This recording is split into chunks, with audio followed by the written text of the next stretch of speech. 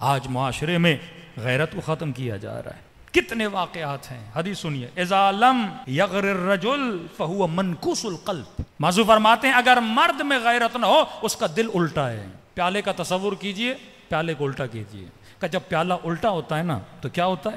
حیا گر جاتا ہے، عفت گر جاتی ہے، ادب گر جاتا ہے، ایمان گر جاتا ہے. کہ جس کے وجود میں غیرت نہیں اس کا دل کیا ہے؟ الٹا ہے.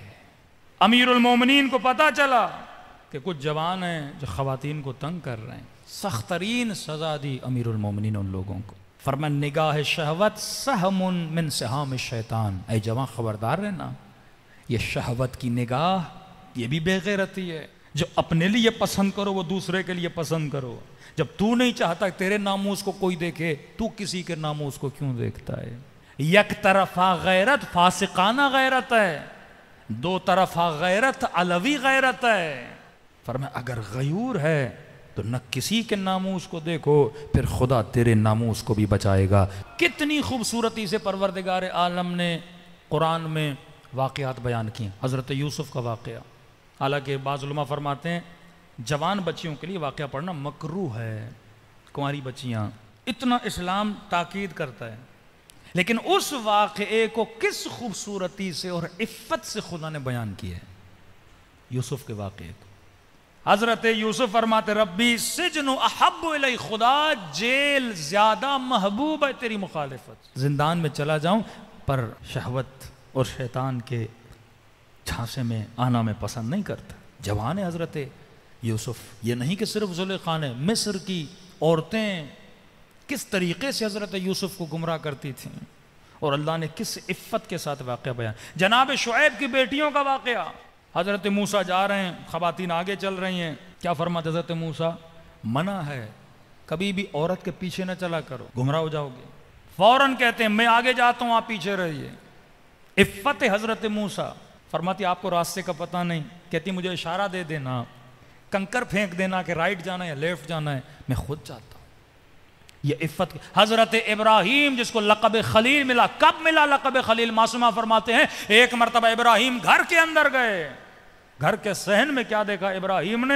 ایک جوان کھڑا ہے پر چہرے کے داڑھی کے بال سارے سفید ہیں. کہتے ابراہیم کو غیرت آئی، ایک نامحرم میرے گھر کے اندر کیا کر رہا ہے؟ کہ کون ہو جوان، نکل جاؤ میرے گھر سے. ابراہیم کو غصہ آیا، غیرت آ گئی. اس جوان نے مسکرا کر کہا کہ ابراہیم میں اسرائیل ہوں، رب نے بھیجا تاکہ مجھے دکھائے کہ میرا ابراہیم کتنا غیور ہے. کہ ابراہیم اسی غیرت کی وجہ سے خدا نے تیری صفت بھیجی ہے آسمان سے کہ آج کے بعد تو خدا کا خلیل ہے. اگر خلیل خدا بننا چاہتے ہو، اللہ کے ہمراہ اگر زندگی بسر کرنا چاہتے ہو تو وجود میں کیا ہونی چاہیے؟ غیرت ہونی چاہیے. اب جوانوں کے لیے ایک نکتہ کہ جو جوان شادی کرنا چاہتے ہیں، بیوی کے اندر خصوصیات کون سی ہونی چاہیے؟ قرآن 4 خصوصیات بتاتا ہے سورہ تحریم میں. مؤمنات، مسلمات، قانتات، تائبات، عابدات، سانحات. 5 خصوصیتیں بتاتا ہے. اے مومن جب شادی کرنے جاؤ بیوی کیسی ہونی چاہیے؟ پہلی صفت مومن ہونی چاہیے، صاحب ایمان ہونی چاہیے. دوسری صفت مسلمات. اب مومن اور مسلم میں فرق ہے. مومن ایمان، علی بن طالب پر ایمان ہے، رسول خدا پر ایمان ہے، ہاں، لیکن مسلم ہے کہ نہیں؟ مطلب جس چیز پر ایمان ہے اسے تسلیم بھی کرتی ہے کہ نہیں؟ ایک مرتبہ ہر بندہ کہتا ہے نماز ہے بھائی، نماز ہے، پر پڑھتا نہیں ہے، تسلیم نہیں کرتا. کہا مومنات، مومن عورتیں، مسلمات جو حکم خدا کو تسلیم بھی کریں، قانتات جن کے وجود میں خضوع بھی ہو. اب عورت شادی تو کر لیتی ہے، شوہر سے بے احترامی کرتی ہے، بے ادبی کرتی ہے، لڑتی ہے، نہیں، خاضع ہونا چاہیے. کسی مومن نے کہا مولانا اب کیسے پتا چلے یہ خصوصیات اس میں ہیں کہ نہیں؟ میں نے کہا آسان فارمولہ ہے، اس کی ماں کو دیکھو، جس نے اس کی تربیت کی اسے دیکھو. اب ایک جوان تھا بیچارے نے شادی کر لی، ہمارے کہنے پر اس کی ماں کو دیکھ کر بیوی نے بہت سارے بیچارے کو رنگ دکھائے، پریشان ہو گیا کہ مولانا ہم نے تو ماں کو دیکھ کے کی تھی. میں نے کہا بندے خدا، ماں کو دیکھنے کا مطلب یہ ہے کہ یہ دیکھو کس نے پالا تھا. بعد میں پتا چلا بچی کو ماں نے نہیں پالا تھا، خالہ نے پالا تھا. کس کی گود میں تربیت پائی ہے؟